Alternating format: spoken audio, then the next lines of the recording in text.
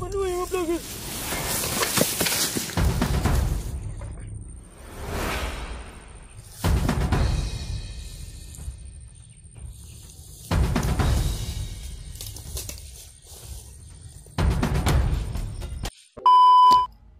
Yun mga tol,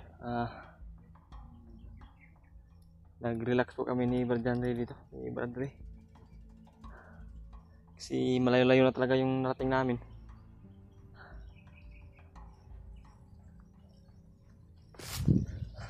Yan o, pagkataas po, napakalawak po pala ng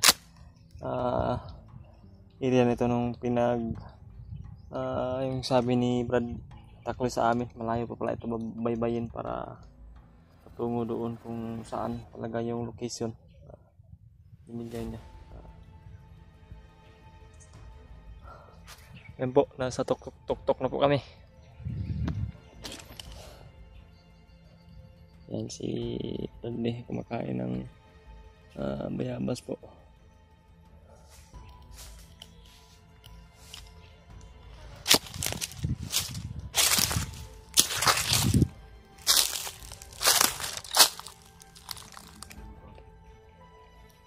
Brad, malayo-layo rin pala yung sabi ni Brad Takloy na ako.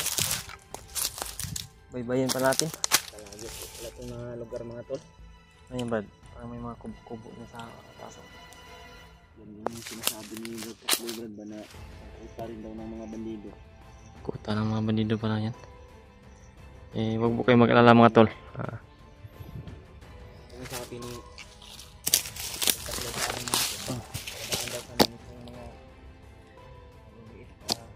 puno ng lubi, niyog. Hindi ka na kami kumpiyansa dito dahil may mga kalat na dito na mga bandido. Yan po mga tolo, may marami talaga nagkukuta dito. Pero huwag po kayo mag-alala mga tolo. Nandito man kami sa ibaba ay hindi po kami makikita nila pag malayo kasi nakatagulilong po kami. Iwan na lang sa malapit kung may aso talagang kahit nakatagulilong kami ay maamoy kami ng aso.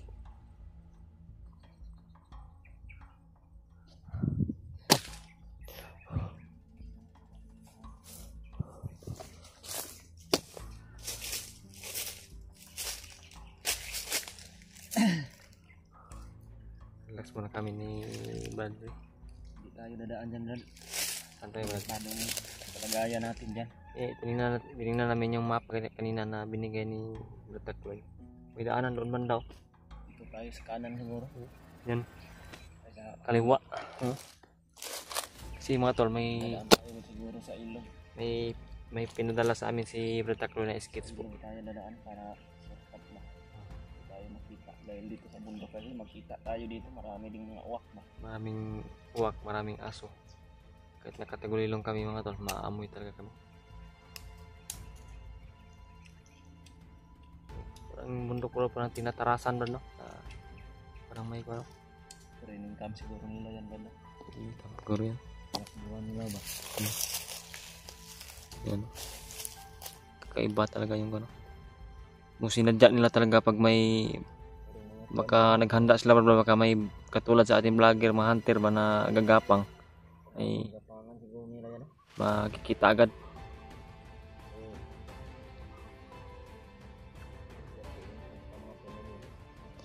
Yan. Yan talaga yung sabi ni Brad Takloy sa amin.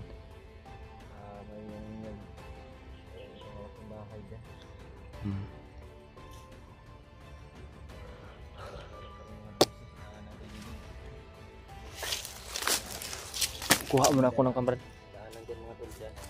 Bayabas Brad.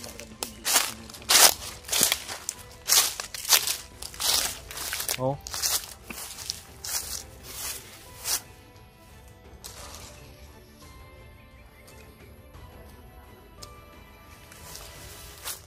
Ako ang puno ng bunga ng bayabas mo ito. Nakatikim na ba kayo ng ganito? Matamis to. Tutjak ba? Tubo sa bundok ba?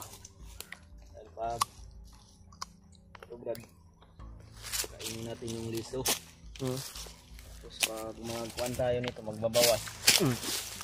Sa tubo to. Ano naman ito? Magiging naman itong puno ng bayabas. Milyan naman. Similya naman. Ito baka dumi lang to ng mga bandido ba noon. Nabunga na, kain natin pa yung mga bunga ba. Kami na naman yung magdumi nito. Dinumi lang talaga ito ng mga bandido. Yung sabi po sa mga kumakain dyan. Tapos tumubo, kaya nagbunga. Sarap din. Mga aso sa'yo.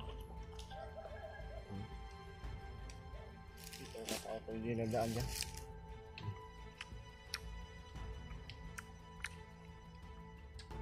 Dahil nasa harapan kasi kami mga to.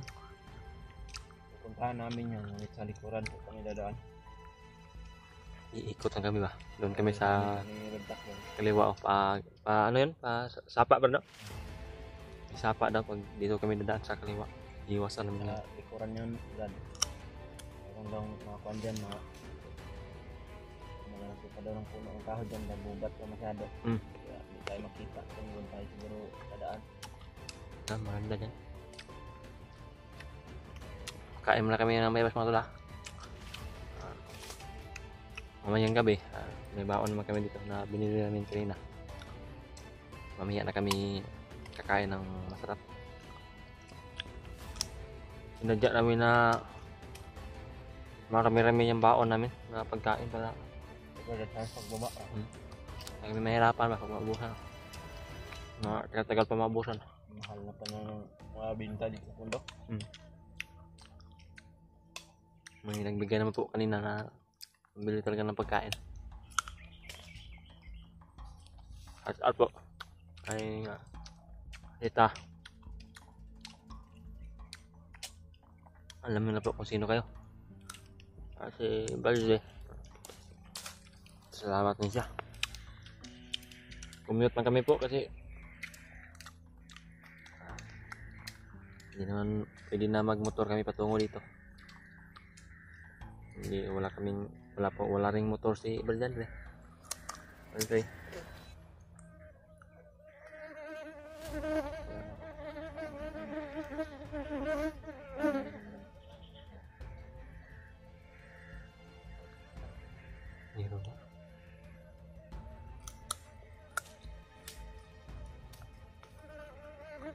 Dito kami bababa ni Brad Dave mga tol kung dito namin maligtas yung mag-ina ko. Hindi naman mga makikita namin dito na mga pamilya din ng mga kasama namin. Dito talaga kami ng dalawang isip na tulungan po namin ni Brad Dave mga tol. Lalo na po yung si Adit at yung pamilya ni Ingo at yung anak ko ni Brad Dave. Yeward. Nakita namin dito sa bundok mga tol, saan nyo po na iligtas po namin ni Brad Dave.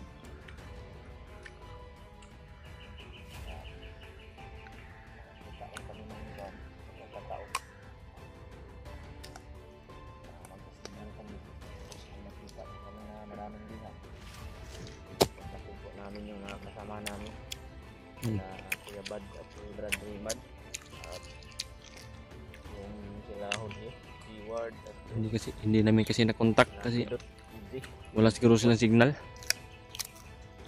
pang signal dito mga tol, baka makapag-signal kami ni Dave mamaya. Makapag-upload po kami ng video. Kaya tingnan nyo po mga tol, bawat anggulo po ng video namin ni Brad Dave. Pinong kanya para po nyo po talaga lahat ng informasyon na naisipabatid namin ni Brad Dave. Para malaman din po na makasama namin mga tol, i-share nyo po itong video namin. Laking tulog na po talaga sa amin yun na kita rin po yung mga video ng mga kasama namin. Pamamagitan po ng pag-share nyo po ng video mga tol.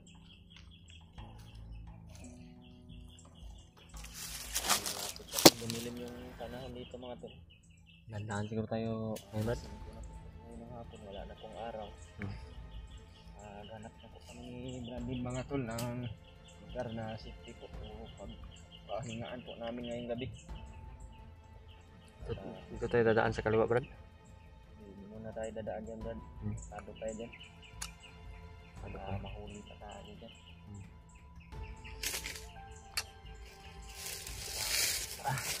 Dandaan tayo. Dandaan na po kami, mga tol. Dito kami pwede na dadaan dito. Dito kami sa kaliwa. Wala nakita yung mga gubat dito natin.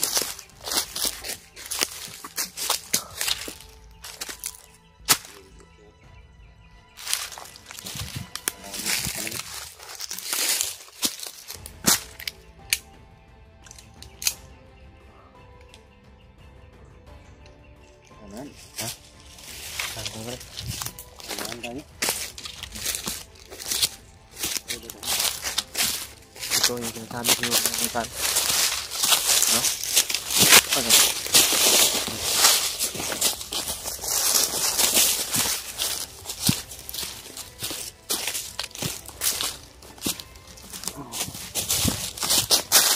Po mga tol, paralag ko po ba tol ito.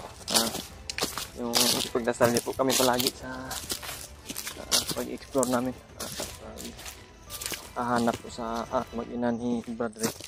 Sana talaga makita na namin, maligtas na namin. Kung sino man yung makita namin, tulad ng sinabi ni Brother kanina, anak man ni Brother Ward o pamilya man ni Brother Benji or si Adit, hindi po kami magdalawang isip na iligtas rin kasi yun isa rin sa kasamahan namin, mga anak sa kasamahan namin yan.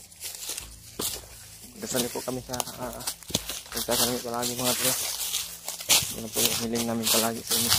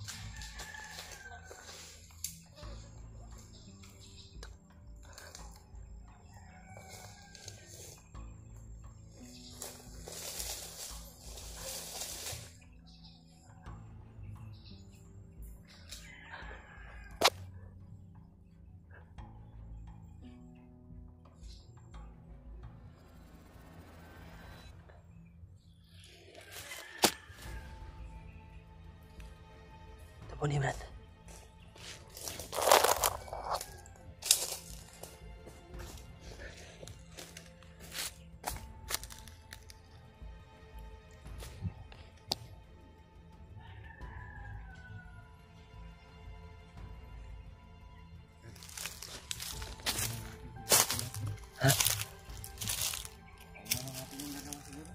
Tayo natin. Bawasan natin itong mga kalaban natin ba. Sige.